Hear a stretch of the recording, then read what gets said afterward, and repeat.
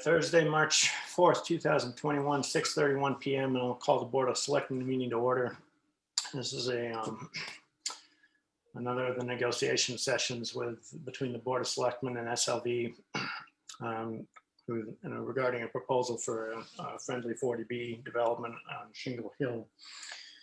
Tonight we're going to be discussing set of conditions that the developer offered and some updates to those conditions that the Board of Selectmen wants to discuss with the developer. This meeting is being recorded. Minutes are being taken by Gail Hunter. We have Mr. Federspiel from the town of Manchester, also the town attorney, John Whitten, to answer any questions as need be. So let's get right down into it. So Mr. Engler, we sent out a response to the conditions that you offered, and I'll go ahead and go through these now. These are in response to the conditions that the applicant offered over the past week or so. So first, the applicant will provide a snow management plan which avoids dumping snow into the surrounding wetlands and sequesters piles off the public viewable face of the development. Second, in your response to in your set of conditions that you sent to us, you had the $100,000 contribution to the turf field still in there, and we had asked that that actually be converted to a transfer contribution to the Affordable Housing Trust. So we would like that to get added to the collection for the Affordable Housing Trust. Third, the applicant was going to provide a plan for sidewalks, including completing the sidewalk on the eastern side of School Street to meet the existing sidewalk on School Street at 128. The town will support an ADA waiver in the developer's effort to do that. Fourth, we mentioned something very much like this. We're being more specific about it in one of our initial sets of conditions. The applicant will commit to nutrient loading conditions at the boundary of the development to meet discharge requirements of no more than 5 milligrams per liter of nitrogen and 0.05 milligrams per liter of phosphorus. So these are relatively high standards that are intended. No, wait a minute. Our drinking water supply is not impacted by the development. Item 15 on your set of conditions regarding encouragement regarding waivers. We don't think that that's really needed. You can apply for those waivers as you need, and so we just want to drop it from the set of conditions. Item 6, items 12 and 13. These are contributions to the Fire Equipment Fund and the Affordable Housing Trust, and we would like those not to be contingent on a MassWorks grant. The town will commit to working with the applicant on a MassWorks grant or an equivalent grant. You can word it however you want to support the development of your water main work. Item 7, we want the applicant to provide $50,000 annually towards shuttle service as long as the shuttle is operating. Item 8, town will agree to your number of 150 units. And given our desire to maximize the number of affordable units, we want you to just stick with that number at this point. And 9, once we develop a set of conditions that we're agreeing on, we want you to agree not to appeal any of the conditions that we put in the endorsement letter. So that's what we want to talk about tonight and see if we can come to an agreement.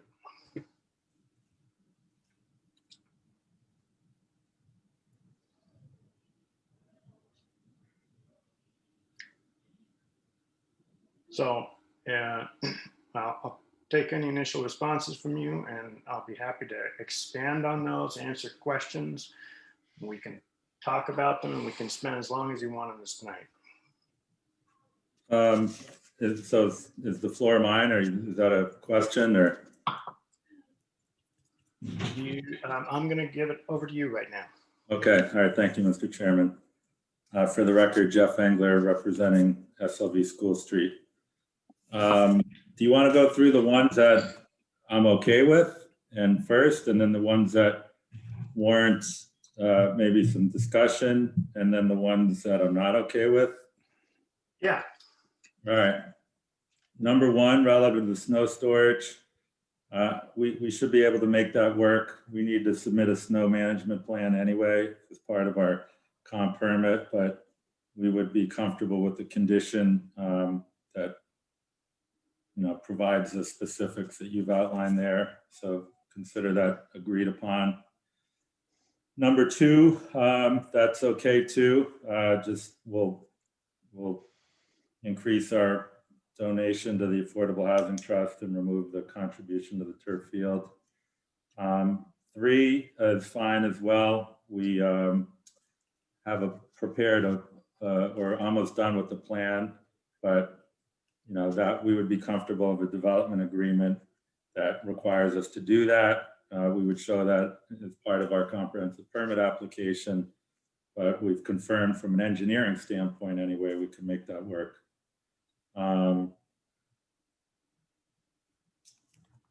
So those three are fine. Then we get to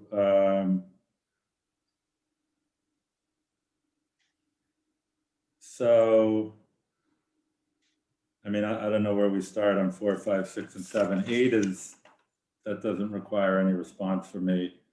And 9, I mean, I think that's fine as well. If we have a development agreement and I'm committing to those things, I'm not going to appeal those conditions. So really it's down to 4, 5, 6, and 7. So let's start, I guess, in order. 4. As the board knows, that's much, much, much more stringent than what we're going to be required to do under DEP. And it's extremely costly. And it begs the question that I know the planning board is making or receiving a presentation on Monday night. I have some information that says DEP is considering or is not far off from lifting your consent order. So I go back to my request from before. If the municipality allows me to connect to the municipal sewer at my expense, of which your DPW has already indicated you have more than enough capacity even after we hook in. Number 4 is obsolete, and we need less waivers from local conservation bylaws, which this board itself has said is important. So I would put it back on the board that we would ask that should the consent order be lifted, we would be allowed to tie into the municipal sewer at our expense. Because as written now, we're not doing 4 unless we subtract some contributions in other areas, because A, we don't have to do it under 40B, and B, it's extremely expensive. Well, maybe it would be a good idea for us to, I can give you, hang on, I'm just going to mute somebody. That's better. So I can give you a rough, a quick response, and then why don't we keep going on your list, and then we can come back to these in whatever order we think is appropriate. So on the sewer side, the town is maintained generally along the way that we preferred if you had a treatment plant on site there. That's the proposal that you originally came to us with. If we allow you to hook up to the sewer, while we do have, assuming that the state lifts its consent order,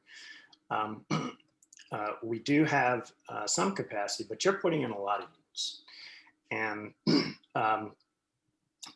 we would like to maintain as much of that capacity as we can for limited expansion elsewhere as needed within the town. And furthermore, while you're not going to be taking an enormous amount of water out of the aquifer. You're going to take taking quite a bit. It's a pretty significant amount added to the town's water usage. And we've had, a history of wanting to try to conserve water. If you have a treatment plant there, you can recharge the aquifer with the wastewater that you're pulling out of it. So there are some benefits to the town to having you stick to the original plan. So anyway, let's okay. I'm sorry, Mr. Chairman. Keep going. An apology. And as far as the cost, I'll bring in, I'll ask John Whitten to talk to that at some point, but we can discuss this. Let's keep going. All right, number 5 or 15. I understand practically that is, you're not giving me any waivers, but just like certain things are important to you, this one is very important to me. And I want the Board of Selectmen on record that says they understand to build the plan that I have represented, I need waivers from local conservation bylaws, and they are supportive of those waivers as necessary to build the plan represented. Nothing more, nothing less, but I want the board on record in a development agreement to say that. Well, that's part and parcel of 40B, right? I mean, that you get to have waivers if you apply for them. So I get to have waivers, but the whole point of the LIP application is I want the Board of Selectmen to acknowledge that and to be supportive of that, and not specific waivers, that the plan that I've represented requires waivers from the local conservation and zoning bylaws, and I'm going to need those bylaws to build the project as represented, and the board is supportive of that. That's all I'm asking. That doesn't seem like comments. John Whitten, do you have any comments to offer here? Well, Mr. Chairman, I guess I would say that certainly the applicant can request the Board of Selectmen to support waivers that might be needed, but it can't be a player to be named later. In other words, I would never recommend to the Board of Selectmen a blanket support for any waivers that the applicant needs to build the project. I would say that if the applicant provided the specifics of the waivers that he seeks or thinks he would seek, then the Board of Selectmen can review those and discuss those with the Concom and with others. But I would not advise the Board of Selectmen to agree to support an unknown and potentially unknowable request for waiver. I understand the ask. It's not unusual to ask for anticipated waivers, but it is unusual to ask for a blank check. So I think the Board of Selectmen is entitled to know which waivers are being requested and not just the entirety of the wetlands bylaw. John, I've submitted that on February 18th in detail. So is that the entirety of the waivers you're requesting? No, it was the entirety of the waivers from local wetlands bylaws. I'm not asking the board, it's pure, it's not legal, John, it's political. And I'm giving a lot to this board, and I'm asking them to go on record as saying that they acknowledge that I need waivers to build the plan as represented and illustrated over the last 6 months. And if they're not willing to do that, it's an indicative to me that they're hedging their bet. And I'm not looking for a blank check. I'm looking for a more global statement of support that says we recognize that waivers will be necessary to build the project that we've spent 9 months talking about. That's not a large ask. And if the board's not willing to give me that, well, that's going to influence how I respond to the next 3. So. Well, I mean, that's part of your negotiations with the Board of Selectmen. I'm not sure what to say about that, Mr. Engler, other than you have the right to ask for the board's support, and the board has the right to ask for the specifics of what you're asking them to support. If it is your list of waivers, then yes, the Board of Selectmen can entertain that. I think what the chair is suggesting to you, though, is that you need to be more specific as to how those waivers are really needed to build this project. And as presented, it's a pretty blanket group of waivers you've proposed. At this stage of the game, 9 months into it, I think the board is asking you to fine tune it. So it's not just a general list of waivers that you're asking them to go to the ZBA and say, we're supportive of this broad brush. John, did you approach to read it. the memo I submitted on February 18th? I have. What more can we gave a specific explanation on all of those waivers. We cannot build the project. I can't say it any more clearly. We can't build the project without those waivers. So, and some of them, as we've acknowledged, are more procedural, and the zoning board may indicate eventually with your counsel that they're actually not necessary, in which case no harm, no foul.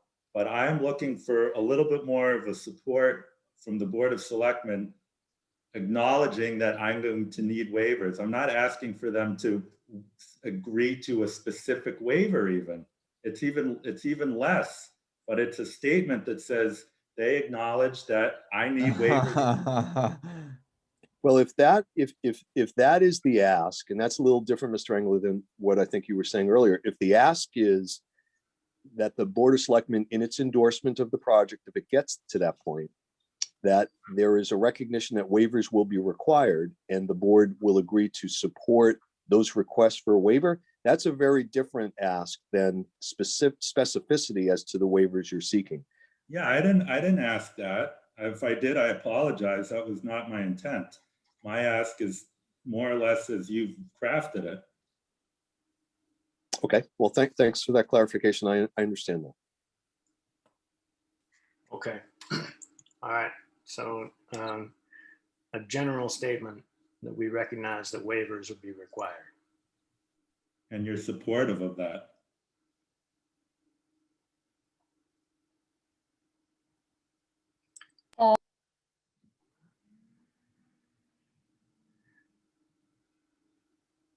Okay. Just to remind folks, I'm going to ask that people keep themselves muted. All members of the public, please keep yourselves muted for the duration of this conversation. No. Unmute only if you're called upon. If I keep hearing interruptions, I'm just going to mute everybody and unmute specific people. All right, number 5, as written, I can't agree to that. You're basically asking me to contribute $950,000 totally at risk. If I don't get that grant, I still have to pay that mitigation. So I would be willing to give a modest percentage of that without the MassWorks grant, but certainly not in its entirety. And certainly not in combination. I would almost say I will reject that outright if number 4 is a requirement. Because number 4 is going to cost me several $100,000, you know, and that's irrespective of any MassWorks grant. And MassWorks grant wouldn't cover that anyway. If you would give me a minute, Mr. Engler, I'm just going to make a few changes here.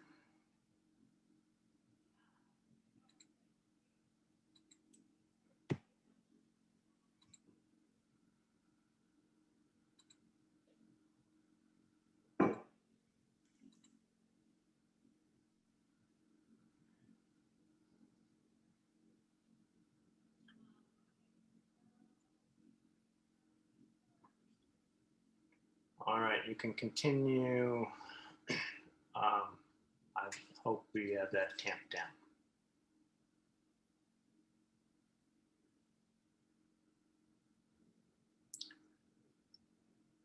Mr. Engler, can you hear me? Yeah, I can hear you. Yeah, you can keep going. Okay, so on number 6, I mean, I just got this literally at 4 o'clock today, so it's not a lot of time for me to process this, if you will. I hope the board can appreciate that. But in general, if you're insistent on 4, my answer to number 6 is no. If number 4 is not important, or you're willing to contemplate allowing me to tie into sewer, you know, I would consider going at risk for maybe 30% of the money, in which case, if the grant is not, if I don't receive the grant, I'm writing you a check regardless. And then if I do receive the grant, then you get the full amount. But I can't go on the line for $950,000 in mitigation and then not get a MassWorks grant. I can't do it. It's not financeable. All right, so either a combination of 4, 6, or some percentage of 6. That by 6 we mean the contributions to the Fire Equipment Fund and the Affordable Housing Trust. All right, next item. 7 is the non-starter. That's probably the most aggressive thing that you've asked for, because that's not even a capitalized cost. That's $50,000 annually out of operating income. I mean, and we've hardly talked about the shuttle. Would consider a, $25,000 donation at the beginning, and maybe $5,000 annually. But that one, that's not up. I was very surprised to see that. And somebody that understands, finance, that's more penal than any of the other things you've asked for. So that's a non-starter as written. I'm sorry, but it just is. Okay. Well, we have time to discuss these things tonight, so. It's really those 4 things, Mr. Chairman. I think we have agreement on the first 3. The last 2 don't require discussion. So it's 4, 5, 6, and 7. And I realize, 4, 5, 6, and 7. And I realize 4 and 6 have some relationship to each other. All right. All right, let's see how we're going to do this. I think we're going to start by having board members make an addition, first pass on this. And I'll warn board members and John Whitten and staff as well. I changed the settings on this meeting to only allow, people can't unmute themselves. I have to let them unmute. I have to give them authority to unmute themselves. It looks like we have a few Zoom bombers coming in tonight, and we're just going to have to let them jump in and out and be useless. So I'll go in order of who I see, and I'm just going to go ahead and ask board members and staff to unmute themselves.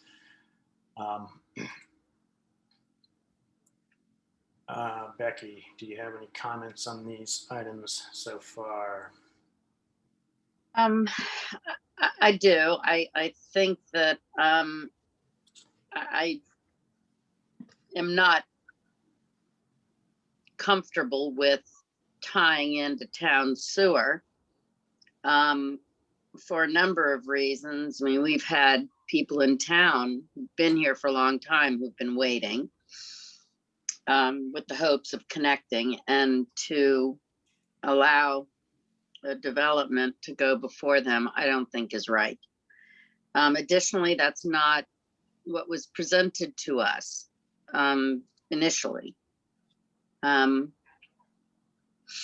I think that as far as the nutrient loading goes, that's an absolute must with the location of the development, the proximity to water resource.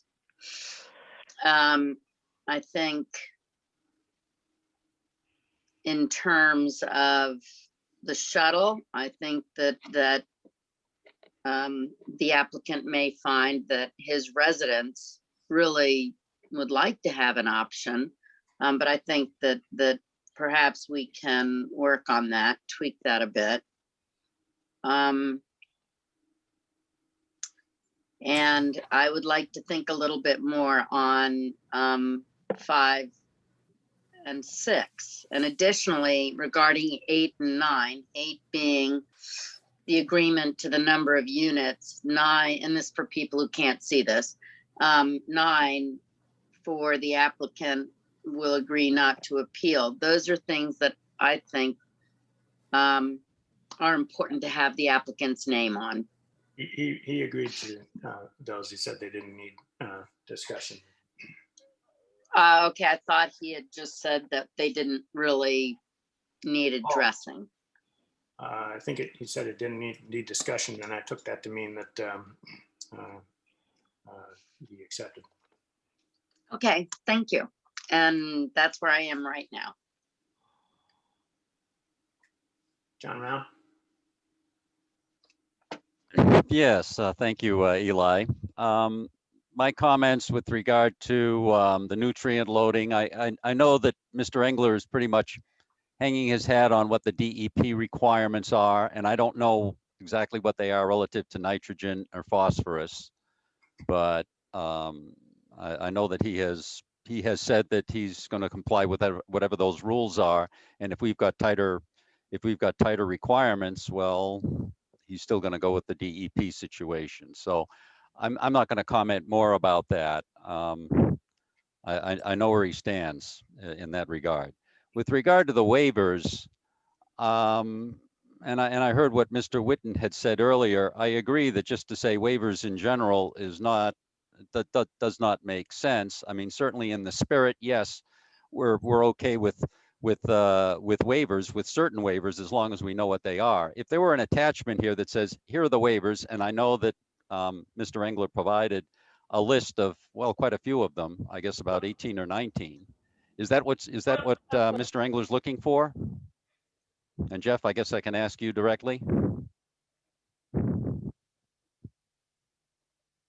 You can, and just Mr. Engler, yes, you can answer.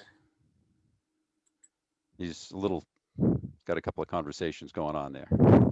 Sorry, I have family members coming in. Yep. I'm not looking for any endorsement of specific waivers.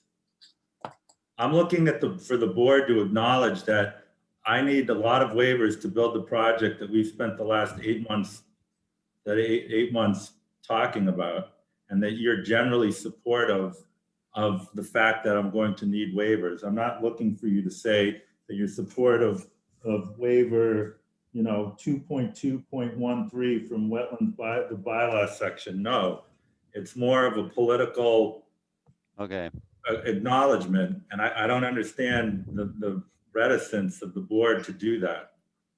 Okay, so it's there's no specificity. We just we acknowledge the fact that you need waivers, and that those are expected to be forthcoming in some way, to the extent that you need them for the project. And not that we need waivers. You're not acknowledging we need waivers. You're acknowledging we need waivers, and the board is supportive of waivers that will be necessary to build the project, as has been illustrated and discussed with the Board of Selectmen since we started this process. That's it. Okay.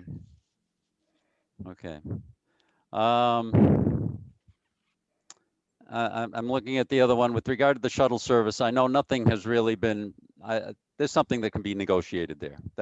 Nothing has really been laid out with regard to how that might work and what the costs might be and how much interest there'd be in the part of residents there, etc. It's a fairly unstructured plan at this point. I certainly have some flexibility with regard to that particular measure. So those are my initial comments. Ann Harrison. Could I pass my token over to Jeffrey, please? You may. Jeffrey Bodmer-Turner.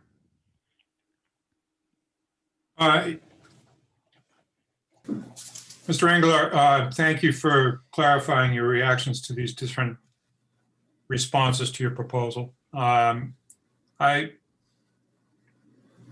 need to reiterate some things that I've said previously. One is that in the issue of the nutrient loading,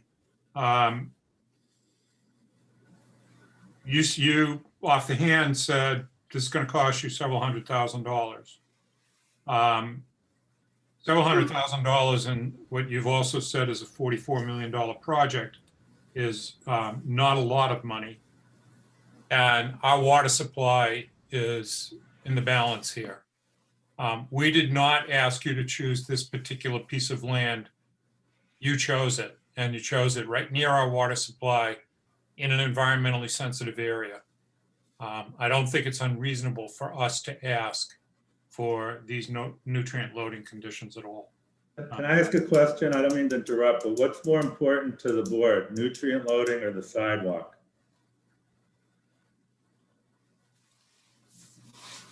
Those are apples and oranges. Well, what's more important? Those are apples and oranges. They're both important. Mr. Engler, we've for quite some time now been receiving a lot of requests from residents that are very difficult to pick between. And we can't have all of them. We've reduced them to a set that we are now trying to find some compromise position on. And I think we're not really looking to pick between these. We're looking to moderate the conditions. Mr. Chairman, I understand that, but you have to understand respectfully, and people that understand finance, I cannot get this project financed at certain returns, and hundreds of thousands of dollars matter. They matter. And the board keeps asking and asking, and let's rehash what happens if we don't reach an agreement.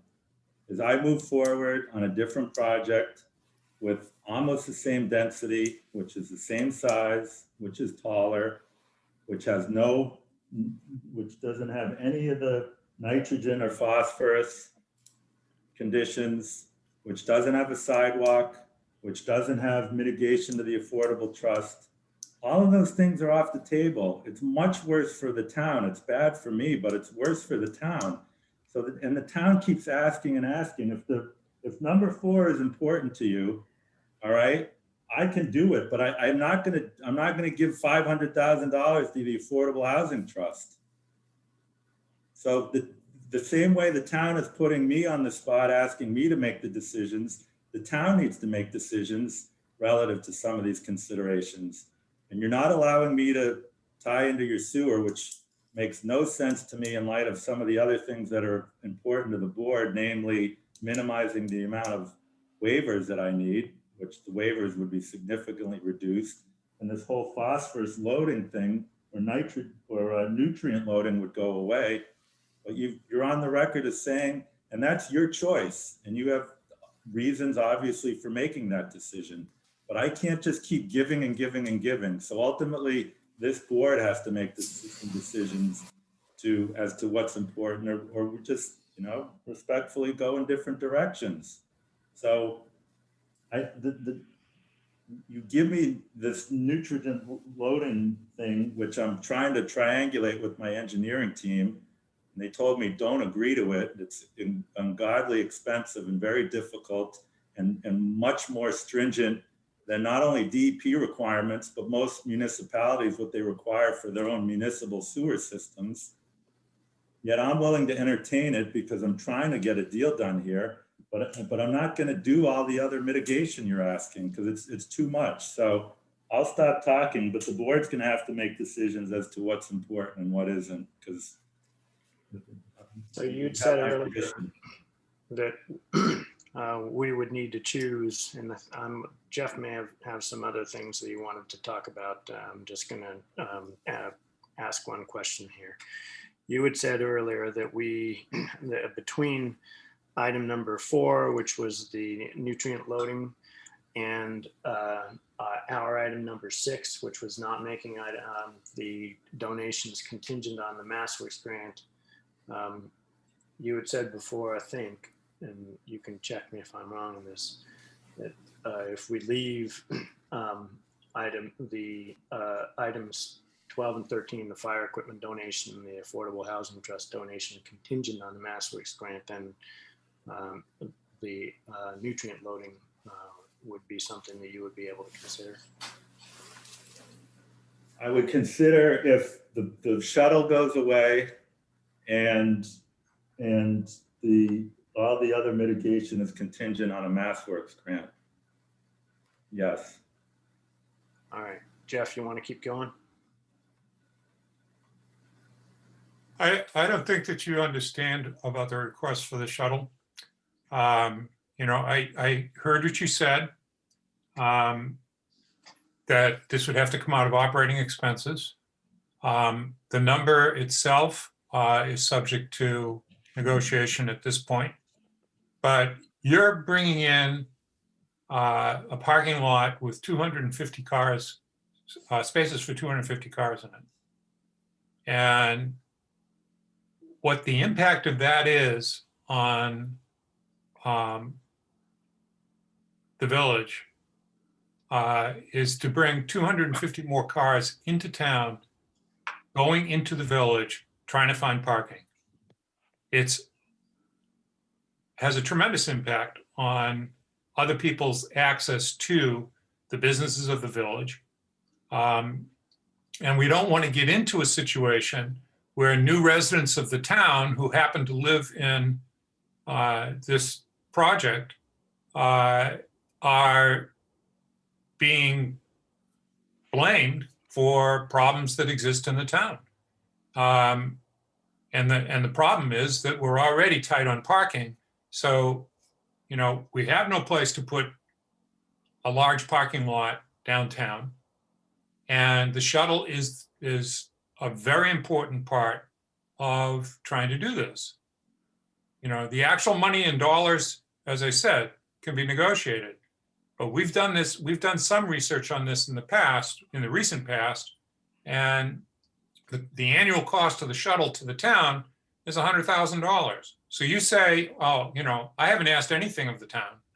You're asking us to shoulder a disruption in the parking, further disruption in the parking situation downtown, or $100,000 annual expense on our end.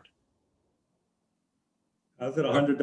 First of all, that is such a gross exaggeration. 250 cars from this development going into town at once. I mean, that's laughable. And I've been involved in enough projects to know these shuttles are not used. All right, we'll have a handful of people that take advantage of the shuttle, and most of the people from our development will be like anybody else in Manchester. Some will go downtown, some will never go downtown. So to characterize it like everybody's going to be flooding the village at the same time is inaccurate. So I'm on the record as saying we'll make a small initial contribution and maybe a little bit moving forward. But we're not going beyond that in light of everything else. If we didn't have all these other things being asked for, maybe we'd give a little bit more. But in the grand scheme of things, I'm sorry, but I'm just not going to entertain it. So.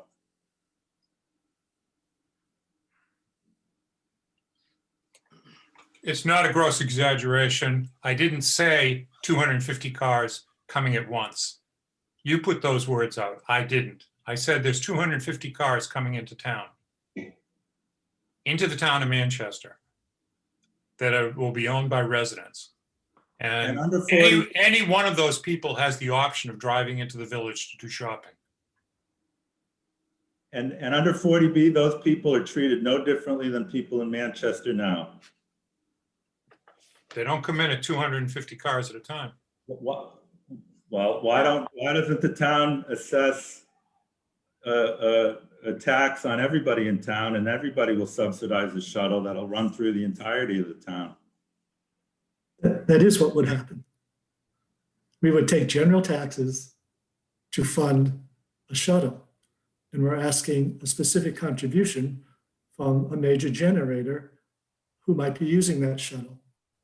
If the shuttle is a bust and no one rides it and it's no longer in use, we wouldn't be asking for any funds from the project. And that can be written into the language of this, Geoff. We don't want to have you funding something or partially funding something that is not being used at all.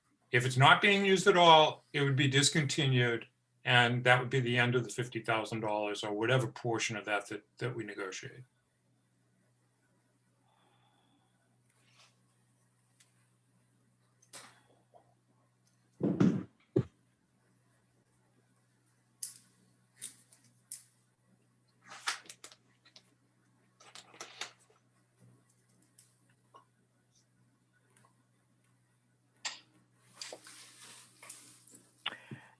Eli, if I may now, Yes, please, Ann. at this point, I have lost track of what we are being asked to trade for what. Do we want sidewalks or do we want restricted nutrient loading into the greater area of our water supply? Is that, or it seems to me that there have been a number of things that have said, well, if you give us this, if we, yeah. And I just like, if you would, Mr. Engler, just give us a list of what you are willing to trade for what, so that we can make reasonable decisions. Well, I appreciate the question. And we're doing this on the fly, and I was not given hardly any time to respond. I got the town's offer 2 hours ago. I don't think I'm asking you at this point to trade sidewalks for nutrient loading. What I am saying is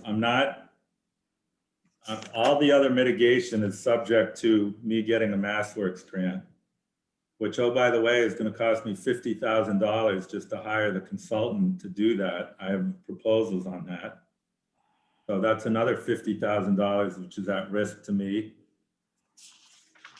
And so yes to the sidewalk, yes to the nutrient loading, no to any non-contingent mitigation on MassWorks, and no to the shuttle subsidy, other than, I'll give it. How many housing units are in Manchester? 2,000? Give or Roughly. take? Approximately? Yeah. Mm-hmm. Right, so what is that? I'll get my calculator.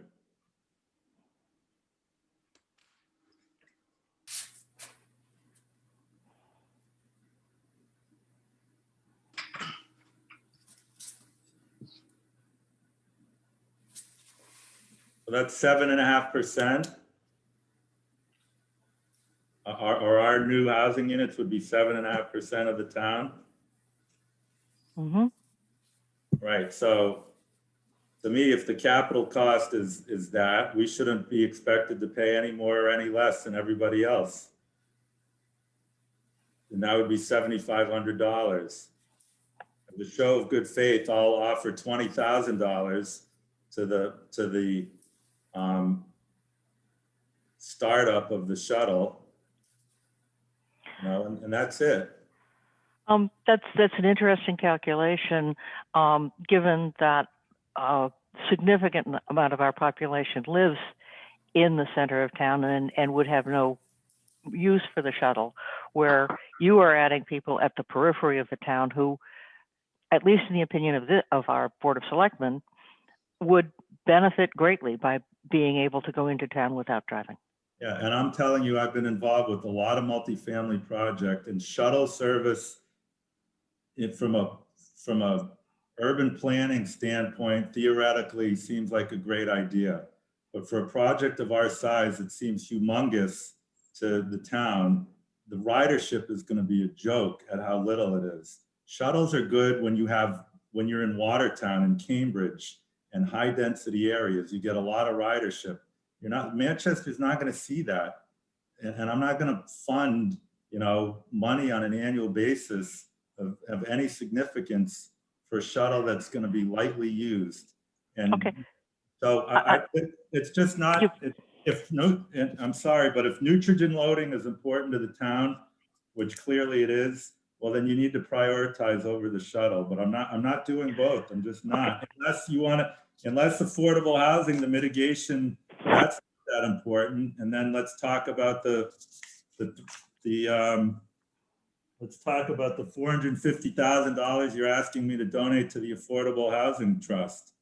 If you want to reduce that and do more for the shuttle, I'd entertain that. Let me just go back. You said yes to the sidewalk, yes to nutrient loading, that the shuttle, if we come up with some formula that you think is agreeable and doesn't overburden, then you would be prepared to consider that contingent on it being a working shuttle.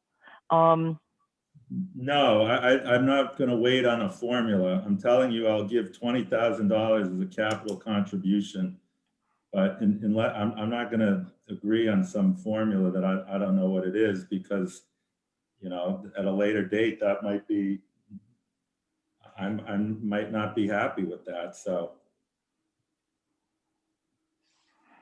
Well, okay, that's the sum of my questions.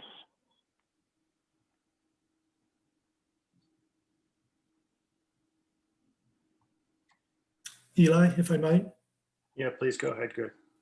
I'm just wondering if Mr. Whitten could speak a little more specifically about nutrient loading and what the DEP would likely to require and how much more stringent the 5 and the 0.01 is.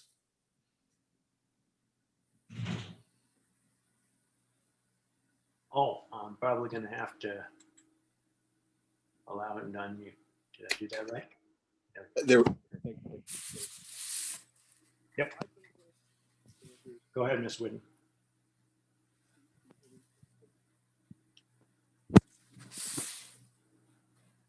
Greg, can you hear me? Yes. Yeah, you're good now. Okay.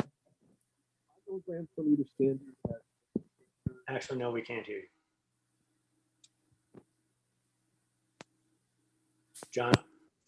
Yes, can you hear me? Yes, we can hear you. Okay. The 5 milligram per liter standard has been a standard accepted in Massachusetts for decades.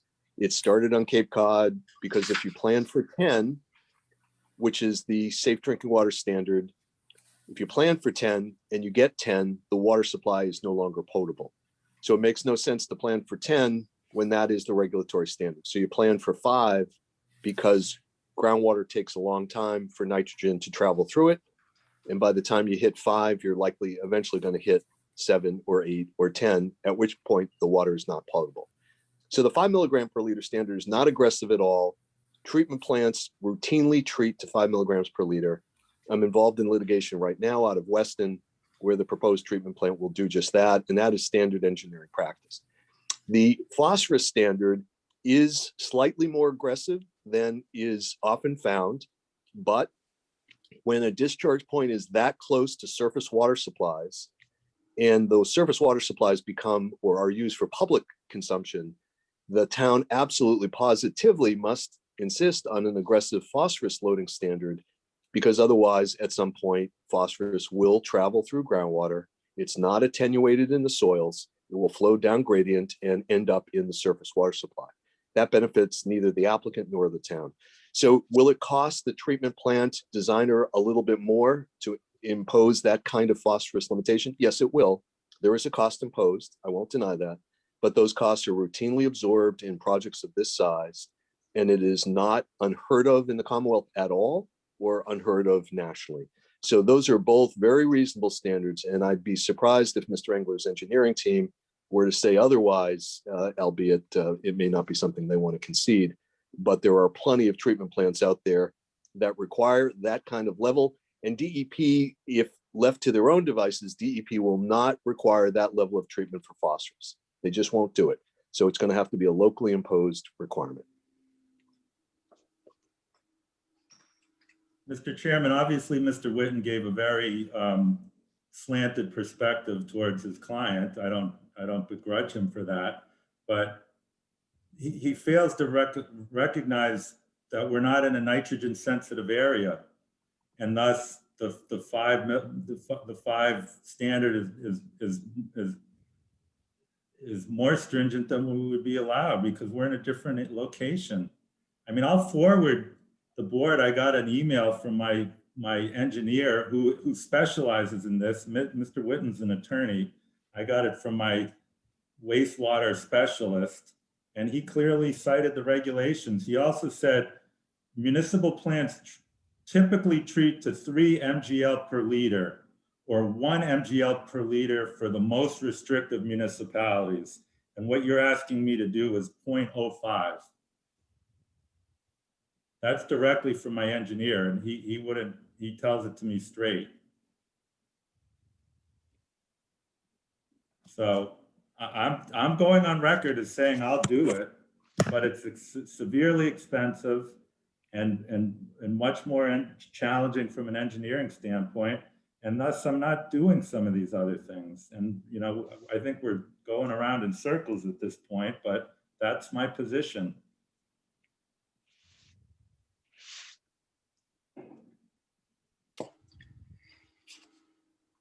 All right.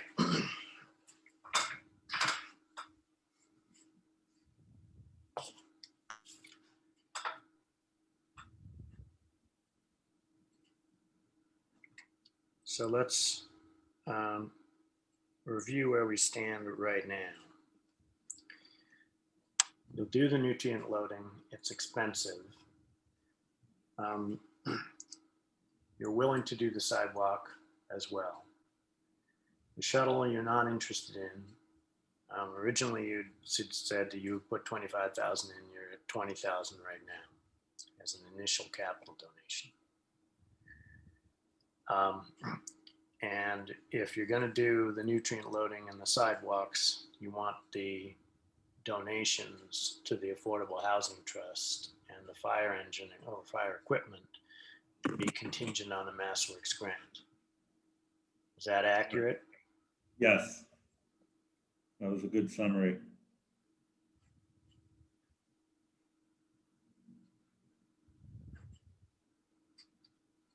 And then I think we've beaten this horse to death, but the language relative to the support of the Board of Selectmen generally to acknowledging and supporting that waivers will be necessary to approve the plan as has been represented to this board.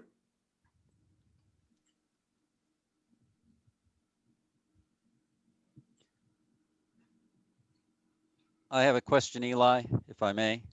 Please go ahead, Mr. Okay. Just want to get back to this these discharge standards. So we understand the phosphorus situation, and you've said it certainly will cost money to get down to the 0.05 level. It wasn't clear to me, either when John Witten spoke or when you spoke, is the 5 milligram nitrogen cutoff, is that pretty much a standard that's across the board? And No. that's not a problem, or is that also an issue? It's not required. It would not be required because we're not discharging into a nitrogen sensitive area. It would not be required on this site. That's not in dispute. So Mr. Witten's representations, I would disagree with. If we were doing a conventional 40B and filing with this, as we will with DEP as part of a groundwater discharge permit, we would not be able to do that, and we would not have to do that, and that's not in dispute. So I don't want people to be dismissive that us doing it is not a big deal. It is. So is your position that you won't necessarily look at any nitrogen discharge standard? You'll just look at the phosphorus one? No. I'm agreeing to number 4. Entirely in both Yes. for both Yes. measures. Okay. Yes. Okay. We were focused on phosphorus, and Yes. nitrogen kind of got left out of the conversation. I apologize. I'm agreeing to 4 in its entirety, not part of it. Mr. Witten had a comment. So thank you, Mr. Chairman. And I don't want to get into a debate with Mr. Engler, but I do need to respond. And I was muted, so otherwise I would have jumped in. I wasn't able to. So thank you. I am an attorney. That's true, Mr. Engler. But I also wrote the entirety of the town of Manchester's watershed protection plan in 1988 with the hydrogeologist, Scott Horsley, and he and I together had the town work with the town to adopt some of the most restrictive protection mechanisms in the Commonwealth that has served the town extremely well for the past 40 years. So I know a lot about this stuff. The issue of nitrogen sensitive area is a red herring, and respectfully, Mr. Engler, you're wrong. That is not the only time cities and towns require 5 milligrams per liter on a downgradient property boundary.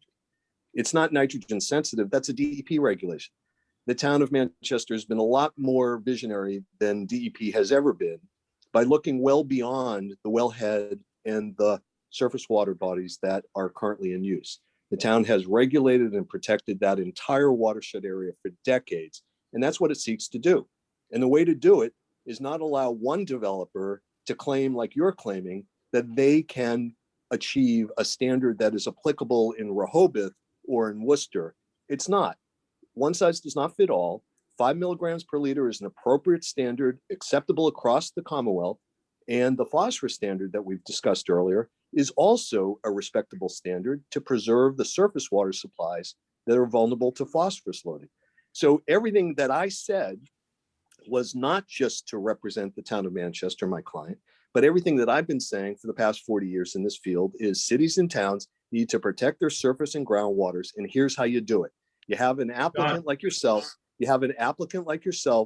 be regulated to a normative standard. So cumulatively, when your development is added to all the other developments in the watershed, the water body doesn't become unpotable. And that is a reasonable regulatory goal. And yes, your phosphorus standards will be more protective than abutting treatment plants, but that's good for you because your residents will now have potable water, safe drinking water, and I guarantee you will market that as part of your marketing campaign. So this is a good thing for you, Mr. Engler.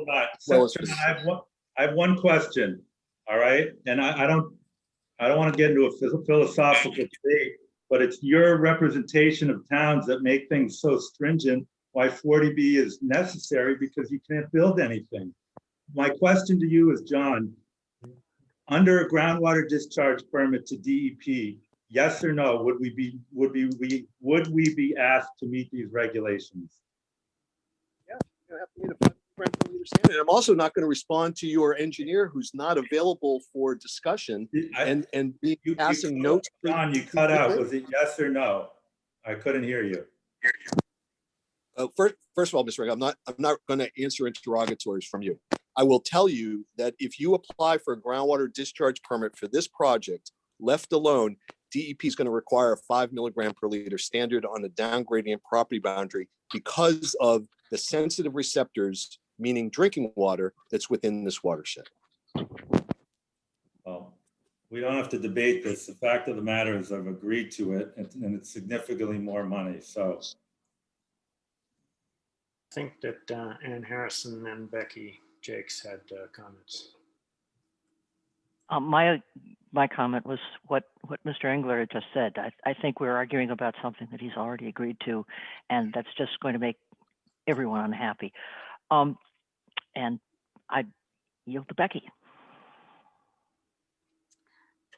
My apologies. I cannot activate my video, Eli, No, you can't. from this end.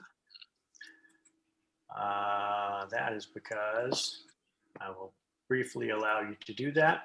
Please do so now. There we go. All right, thank you. If you turn it off, you won't be able to turn it back on. I'm not going to do it that. off for everybody because we had Zoom bombers. Right, thank you. That was all at the moment. Oh, all right. I just wanted to join the party. Yeah.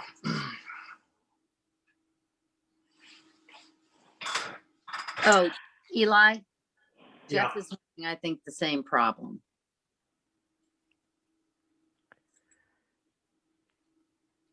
me? Jeff, can you speak?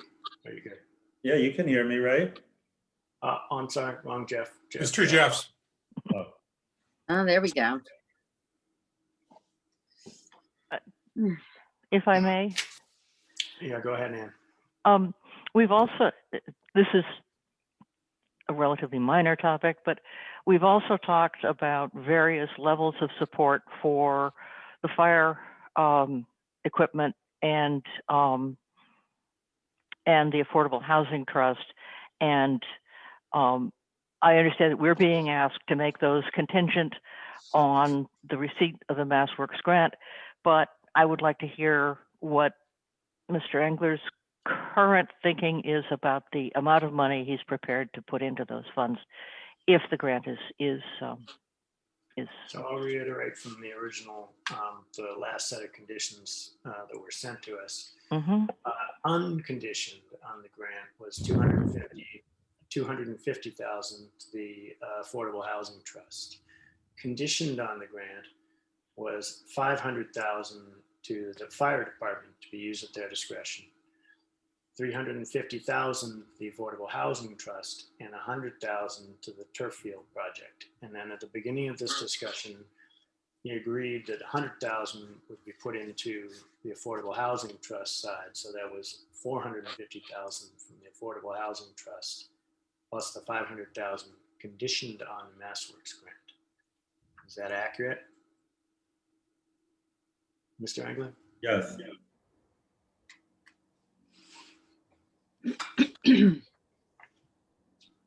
So if the MassWorks grant came through, we would have a total of 700,000 going into the Affordable Housing Trust, and then 500,000 into the fire department's equipment fund.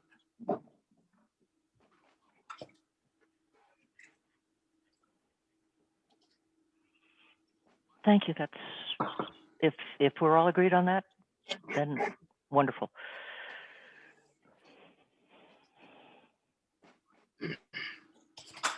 I might ask a clarification, Eli, on the MassWorks grant.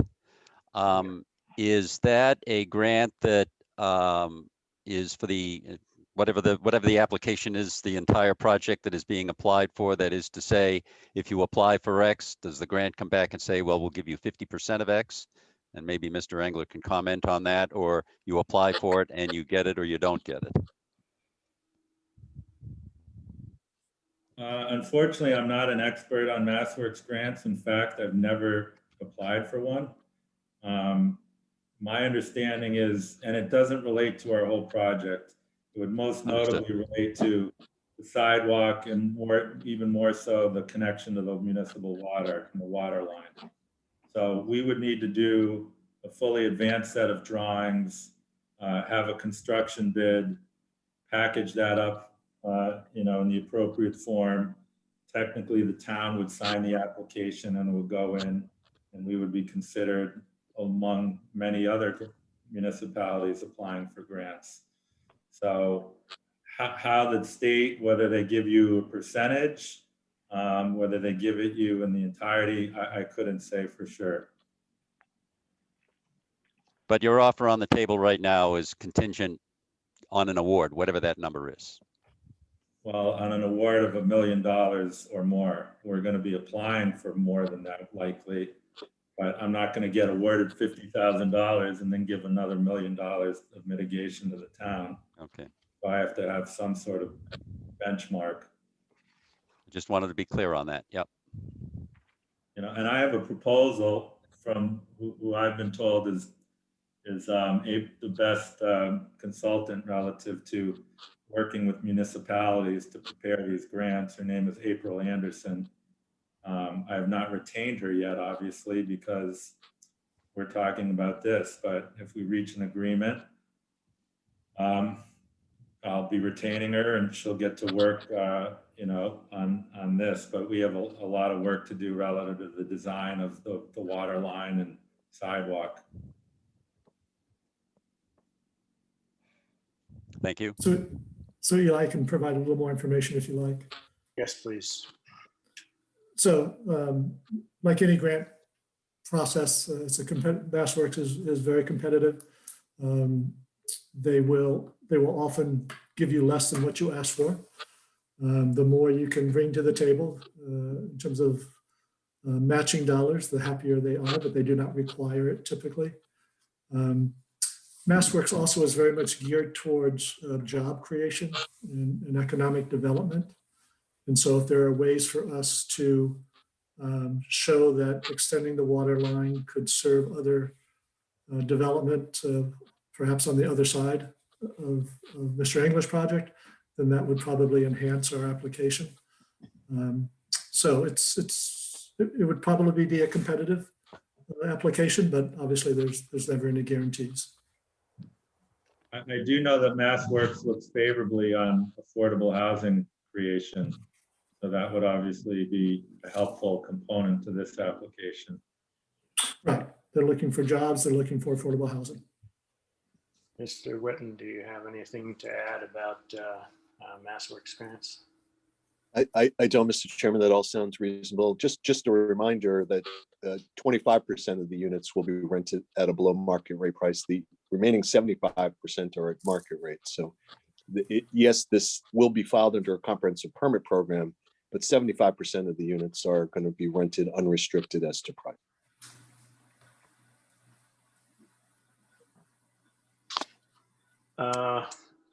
Where do we start on that chain? Mr.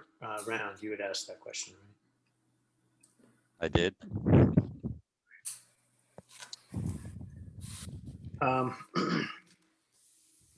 Mr. Engler, where are you in the process of looking into the sidewalk work for that project? What do you mean? Well, we had asked you to look into the design for it and provide us as much detailed information as you could. And I was curious how far you got into it. I know that you were asking for the ADA support in I have a plan, a schematic plan I can share with the board this week, you know, that shows the sidewalk on our property. But, you know, my engineer confirmed two things. A, you know, we can fit it, you know, a standard sidewalk.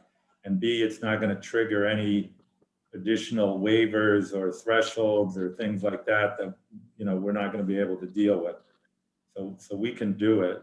And I can send the town a plan that you can see, but, you know, we're committing to be able to do it.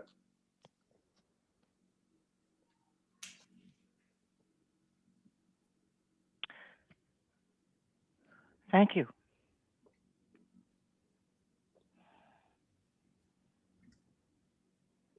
all right. Eli, if I may. Yes, go ahead, Becky. I thought that there was going to be a request for ADA waiver. There is. Okay, I thought I just heard you say that there weren't going to be any waivers, so. Well, Mike. you're correct, and I apologize, I misspoke. I meant from, you know, various local wetlands or zoning bylaws. Thank you for the clarification. I just. Yeah, no, I apologize. We will need that ADA waiver. Thank you. Eli, I have a question. Yeah, go ahead, Jeff. Is the construction of the sidewalk dependent on that ADA waiver? Yes, If the ADA waiver does not come through, there's no sidewalk? correct. Mr. Whitten, can you comment on the availability, as it were, of ADA waivers? I am not aware, Mr. Chairman, of the difficulty of obtaining one. That's outside of my area. I don't know. And frankly, I'm not sure what the process would be, whether it involves the building commissioner in town or it's simply a function of the state. So I do not know, Mr. Chairman. I mean, Mr. Chairman, I obviously spoke to my architect about it, who is knowledgeable in these, and he said for something like this, it would be, he would fully expect it to be approved, particularly with the support of the municipality. Okay, that's something that we'd like to get a little bit more clarity on, one way or another, so that we know what risk we're taking when we agree to the condition.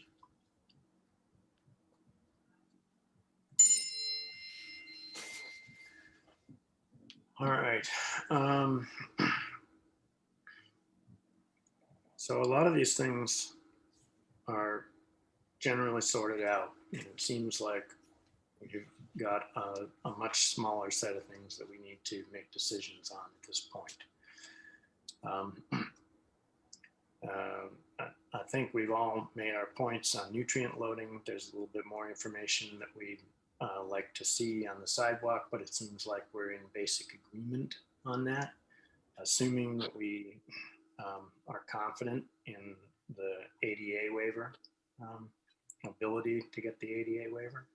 But I should actually poll the board members on this. You remain comfortable with supporting the ADA waiver if we can get it in order to get the sidewalks?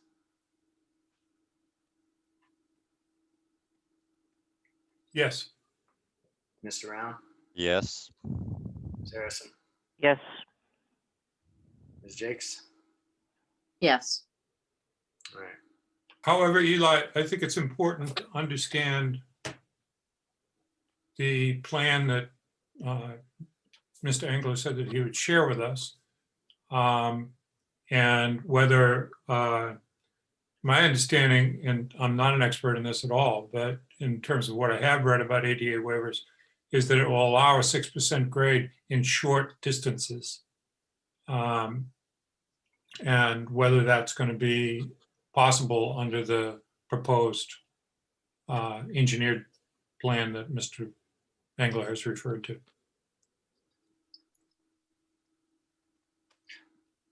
So, See, I don't think it's reasonable to consider the sidewalk as part of these negotiations if the ADA waiver is unobtainable. substantially unattainable. All right. So, Mr. Engler, can you help us get to a place where we're going to be comfortable with the? Well, do you want, I mean, I'm not sure what you're asking me. Do you want something from my architect that says something to the extent of their experience with some waiver? I mean, we can't apply for a waiver now, and we don't even. No, I understand. So I don't understand how I can get the board comfortable. I can have my civil and my architect prepare a brief memo that talks about, you know, the technical elements of the sidewalk and how the ADA waiver would be requested, when it would be requested, and based on their professional opinion, the likelihood of success. That's about the best I can do. That'd be a good. If you could also include a schematic of what you're planning to do. Yeah, no, we already have that, so. Okay, thank you. All right. So Eli, so if Geoff is, Bodmer-Turner is correct in terms of waivers are more easily obtained if there are short sections of exceeding the grades. The peer traffic peer reviewer provided some guidance as to what a sidewalk might look like in terms of the short, steep sections with flatter sections. And if the schematic is following a similar approach, then I think that would be very helpful.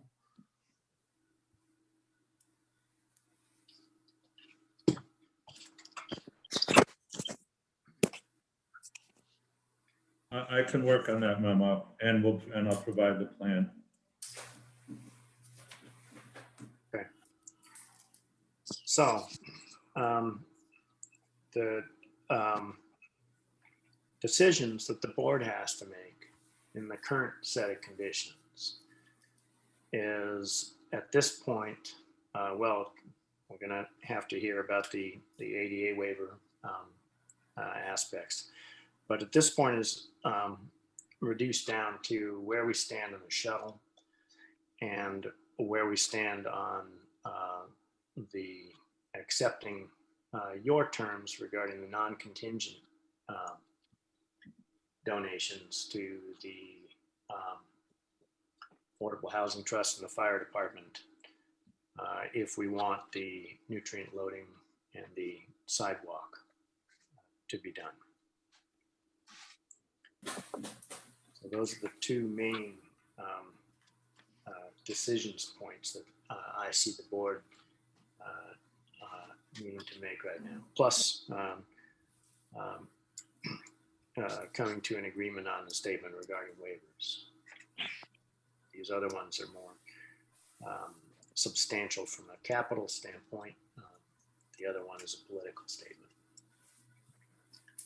Does that meet with where you believe we are, Mr. Engler? I think so. I mean, I think, put differently, I think I've agreed to what you're asking other than the shuttle, which I'd be willing to make the $20,000 capital contribution. And I would keep the same mitigation, but it's contingent on my receipt of a MassWorks grant, which we would prepare on our expense and, you know, work collaboratively with the town on. So I think you summarized it, Mr. Chairman, pretty well. Eli, if I may, Yeah, go ahead, Becky. I know that we are negotiating or discussing regarding the shuttle service, but in your February 23rd email on item 22, you actually said 25,000 for the shuttle. I just thought I'd toss that out there. Yeah, and I got an email from the town today at 4:30 that asked me to do nutrient loading and phosphorus limitations. So you're actually reducing then what you're saying in other words, you know, you're saying no to our number 7 and then further reducing what you had said on number 22 in the February 23rd email. I just want to make sure we've got our numbers How is down. that but how is that an accurate characterization? Because the town has asked me to do all sorts of things that I didn't know about on February 23rd. Jeff, if I may, I'm just wanting to clarify the numbers with which we're working. That's all. Listen, if it makes you happy, make it 25, all right? The $5,000, if it means making people happy, fine, all right, on the capital contribution to the shuttle. And that way you can say that I didn't come off what I originally offered. So, okay, let's not, don't think it's gonna boot us to get into small amounts. And to be honest, $20,000 contribution, one-time contribution to the shuttle is, it really comes down to, at that point, are we interested in pursuing the shuttle or not? Because a $20,000 one-time contribution to the shuttle is honestly not going to help us very much in that front. I understand your position that you don't think it's an effective thing.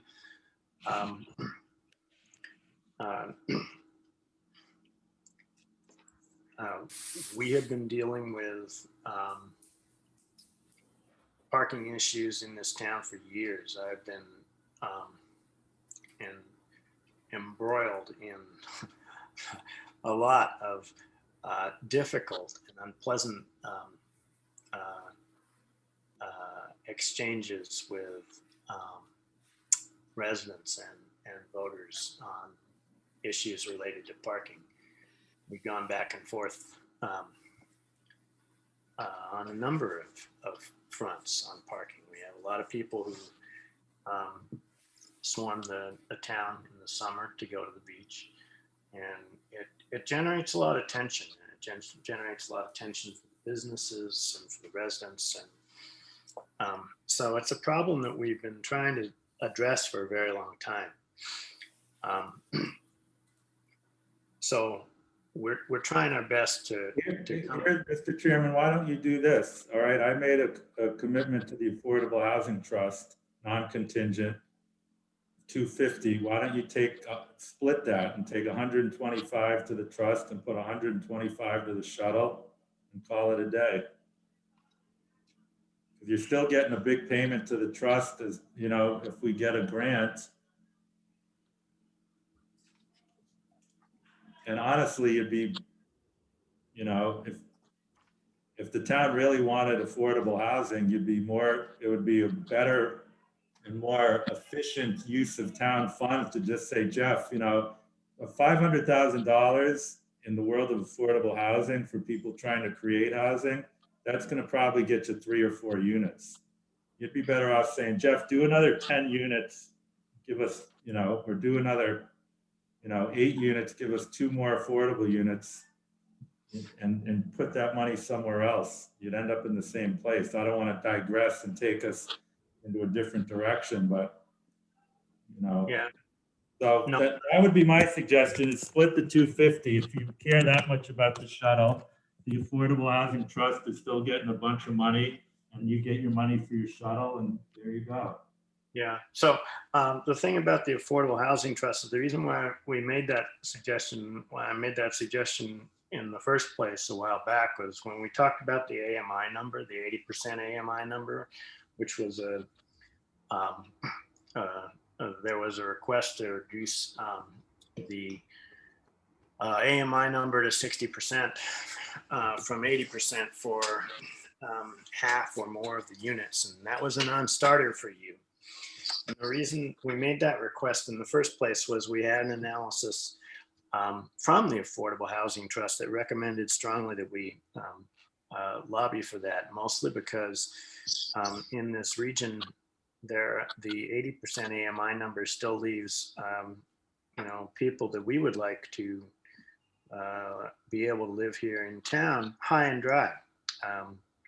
We want more of our town staff, emergency services people to be able to live here. So the notion behind putting money into the Affordable Housing Trust was not, in this particular instance, to create more housing units, but to enable the Affordable Housing Trust to provide rental and housing assistance, which was, in a sense, to make up for the fact that you couldn't come down on the 80% AMI.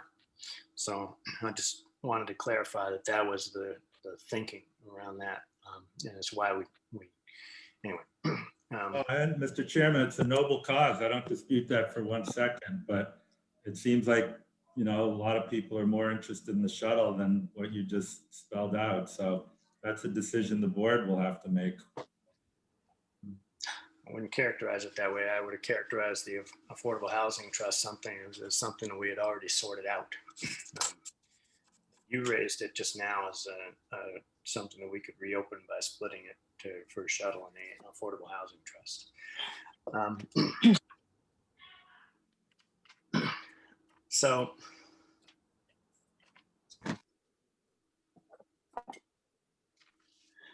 there are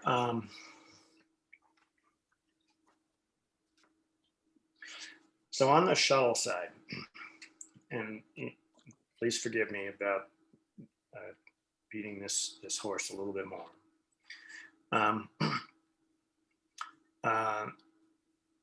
The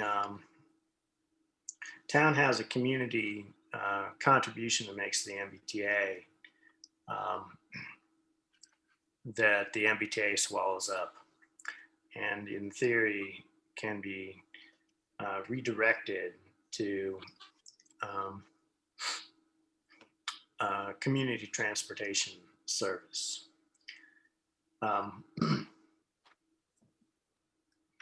If that were something that something that we could revive, when we did look at something like that in the past, if that were something that could be revived, but to achieve the kind of service that we would like out of it would end up with a funding gap, would you reconsider some annual contribution to fill that gap so that we could put in place something if we were able to free up that money that otherwise went to the MBTA?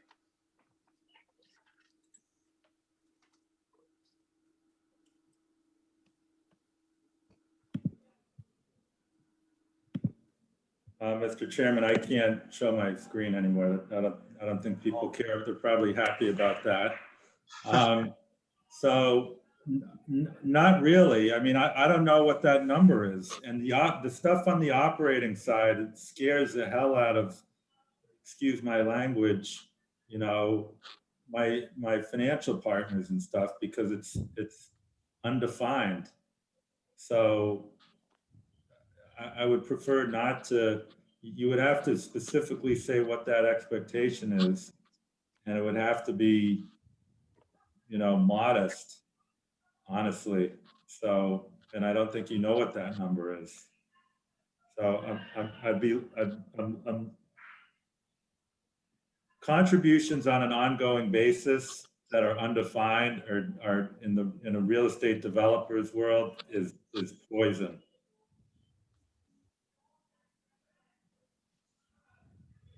All right.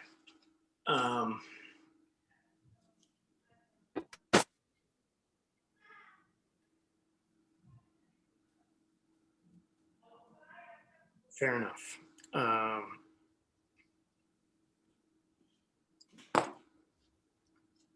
Greg, do you have any comments around this before I go to the next little cycle here?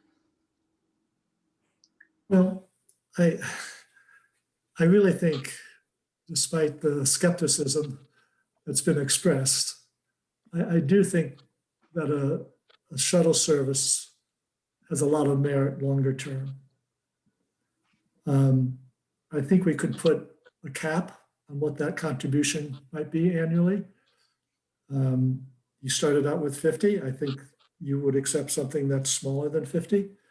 But I think an annual contribution, if the shuttle is working and has ridership that is deeming it worthwhile, is something that's going to serve the town well and it's going to serve this development well. And I think it's worth going through a little more pain here to see if we can get to a yes. There's got to be a number here that can work.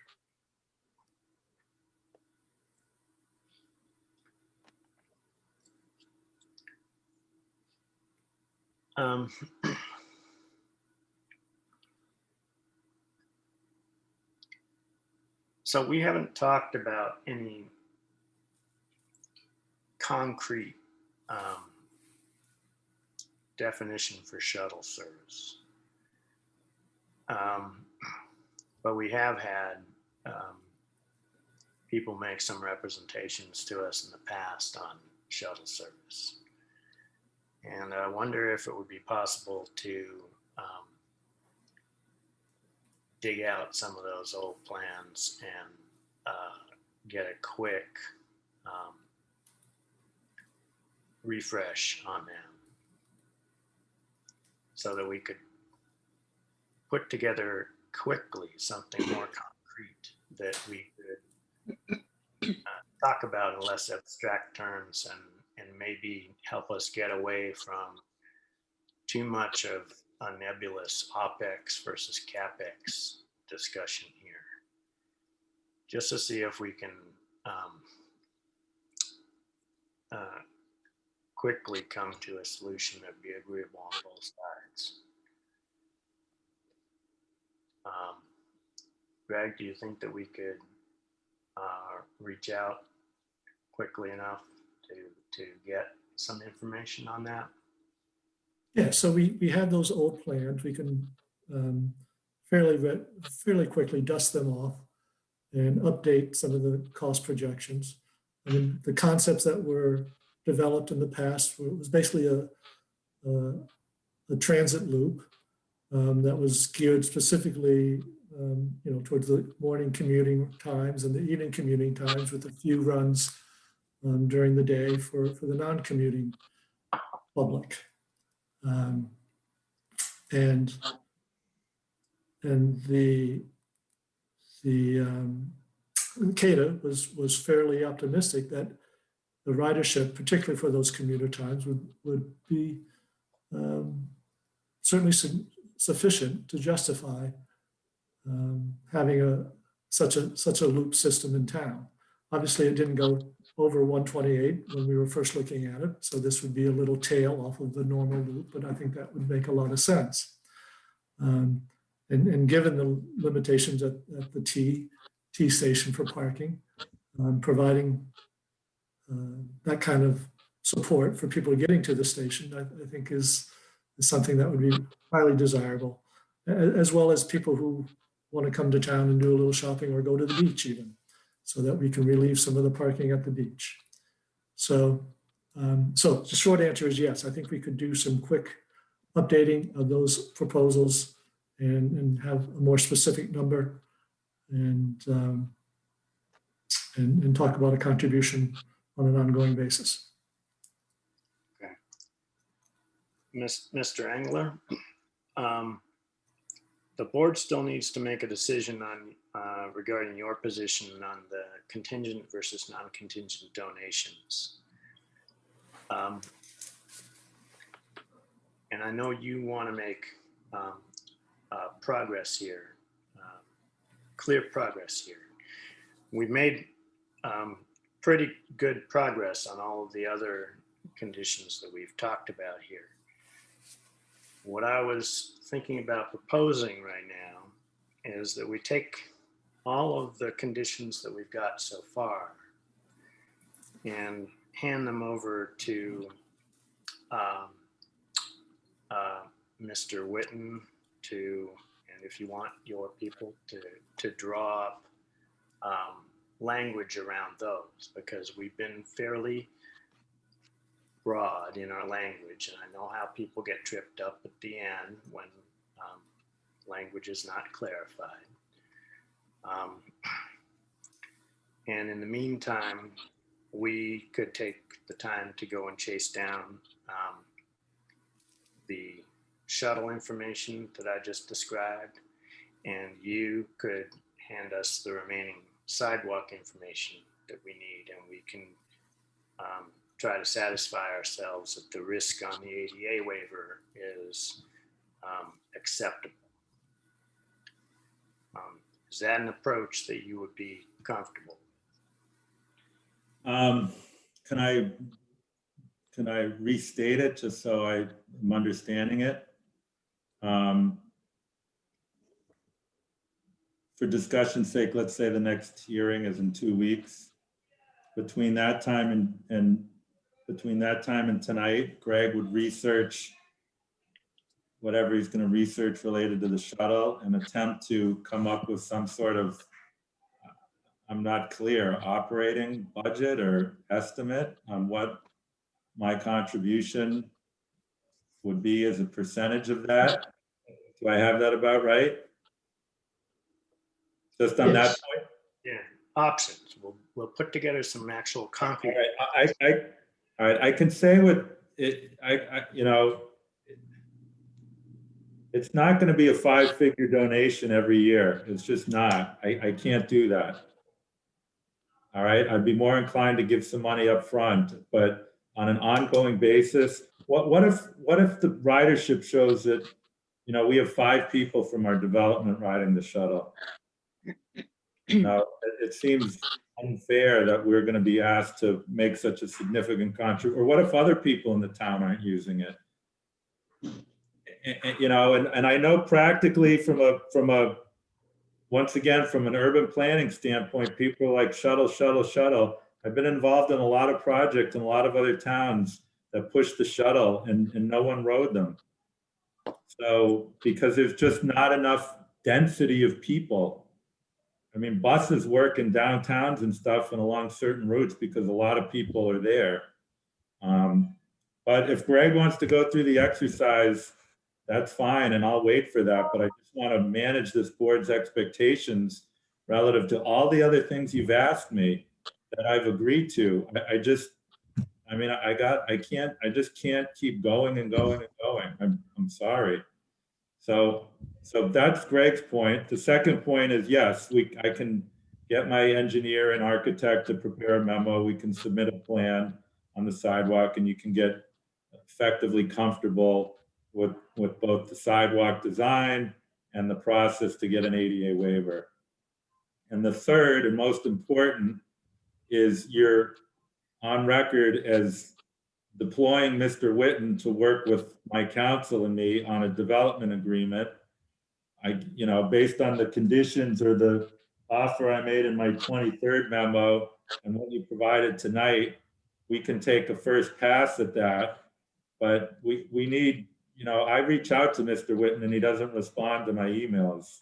We need you, I want the board to be on record as saying that you are commissioned to work with the attorney on acceptable language. Because, this is a compromise, and if, we have to give and we've given, but I don't know how to say this, but now is not the time for Mr. Whitten to try to draft his most stringent language, because the whole deal is going to fall apart and we've just wasted 10 months. And then so you get what I'm saying. So I hope he understands we're working collaboratively and cooperatively to try to come to an agreement that works for both parties. So if I would ask that you go on record and say, Mr. Whitten, you can start to work with Mr. Engler and his legal counsel. Mr. Engler's counsel will take the first pass of the development agreement and send it to you for your markup. And both parties will work in good faith and efficiently between now and the next hearing to have a draft agreement for this board to review that will not be inclusive of the sidewalk condition, which we can add, where appropriate, subtle, but it should be able to capture everything else. That would be my ask. So a couple of things. One, that's fine. But one, I think it'd probably be important for us to make sure that we are not asking Mr. Whitten to provide so much of his time over the next 2 weeks that he can't do his various different other commitments, and meet the requirements that you just said. And also, I think we do need to go around to my board members and see if they support the rough proposal that I just laid out. So first, let's do board members and see if they have support for that basic approach. We'll go around the circle here. Ms. Jakes. I am still contemplating. Mr. Round. Yes, I think that's a good next step, and we're just going to kind of narrow things down. And when that gets put together, well, then we'll narrow it down to just one or two, maybe just one issue that we really have to resolve. But I think it makes sense as the next step. Ms. Harrison. I think we've made significant progress this evening, and I'm sorry that it's Mr. Engler's view that Mr. Whitten hasn't been communicating with him, but I'm not sure that was Mr. Whitten's charge. I would like to see those those items that we've agreed to written out in legal language.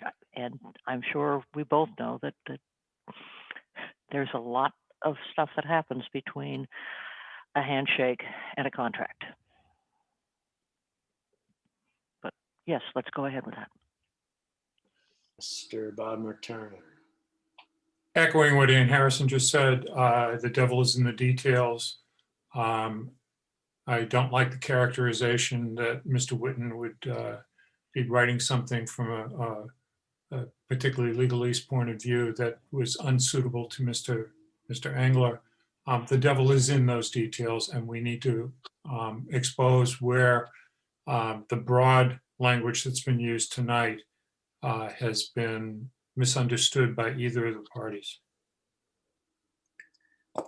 Mr. Whitten, are you available to work with Mr. Engler and SLV over the next couple of weeks to come up with some language?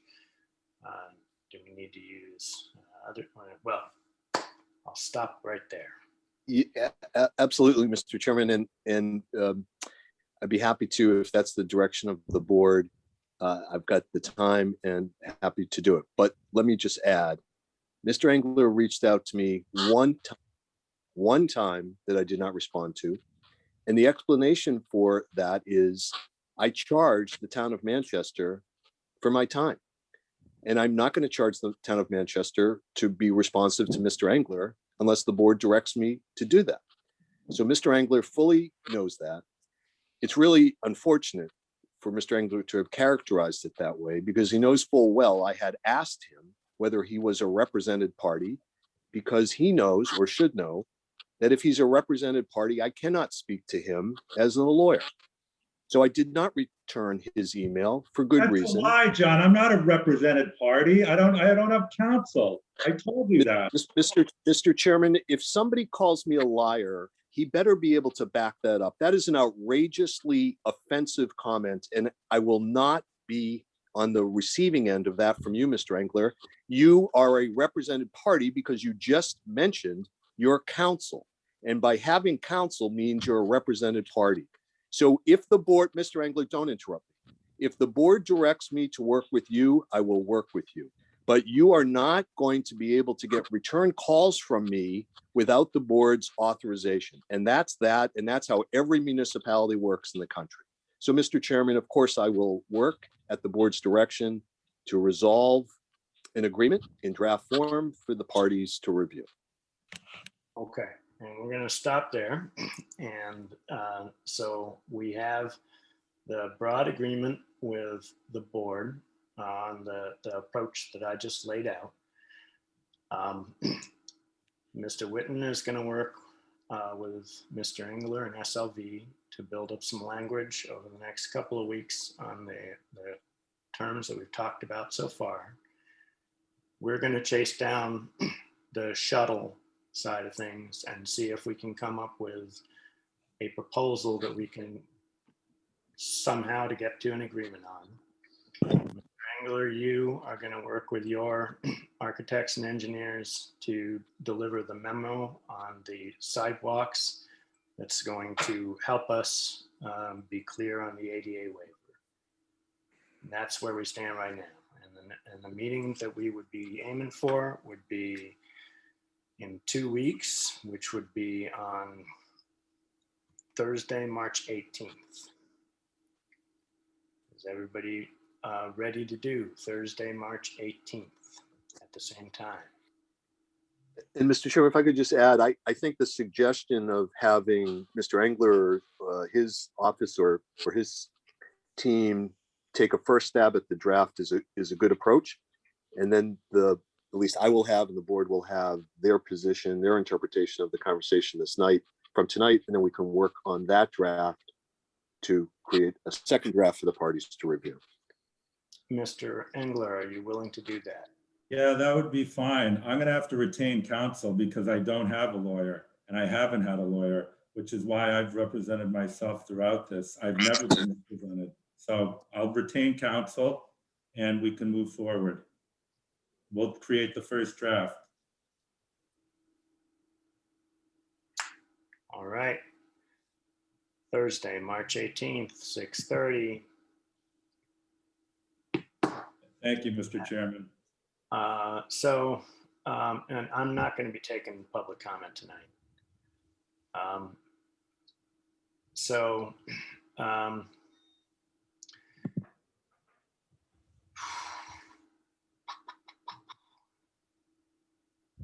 No, let's just leave it at that. I think we've got enough. We're still alive and we made some progress. That's a good thing. All right.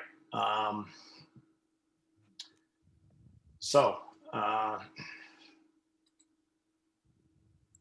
think that's all we're going to do tonight. And members, the public, if you have any comments on the terms of the agreement that we are, and by the way, it's not an agreement. This is not a contract. This is actually a letter of endorsement. The conditions end up being binding on the board and the zoning board just for these terms of the conditions. So it's not actually a contract that we're negotiating, just so you're clear. But those conditions, if you have any comments on them, we will post the documents that we are working from. We already have posted the ones from the developer, and we'll post the updates to our website. Members of the public have comments on those conditions, then please email them to us. I'm not going to be taking public comment tonight. I think that's it. So any other comments from board members before we call it a night?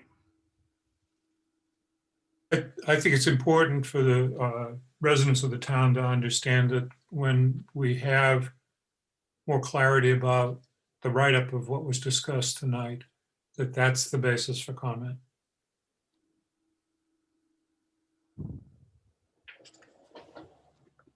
All right. Can I get a Move to motion? adjourn?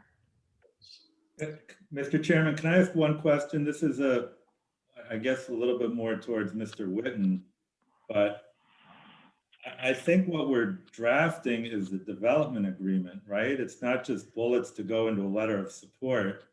It's not a contract per se, but it's binding me to commitments I've made and binding the board to commitments it's made. So that's what we were going to provide to Mr. Whitten is, he can tweak it however he wants or whatever form, but I think it's more than just a letter. Mr. Whitten, what do you think about that? Yeah, no, I concur. It is, there's really two things. One is a development agreement and the other is going to be the BOS's endorsement, which is the letter to DHCD. They're one in the same in terms of content, but I agree with Mr. Engler in terms of structure. One is contractual and one is a letter signed by the Board of Selectmen, or both are signed by the Board of Selectmen, but one is going to DHCD and one is going to stay internal. So yeah, I agree with that. Right, okay.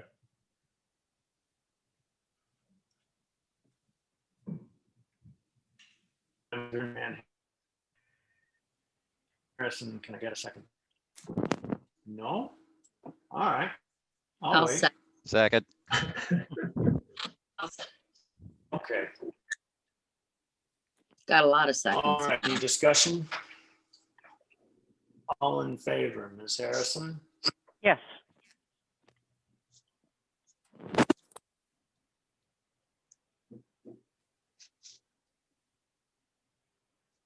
Oh, damn it. It Eli? froze.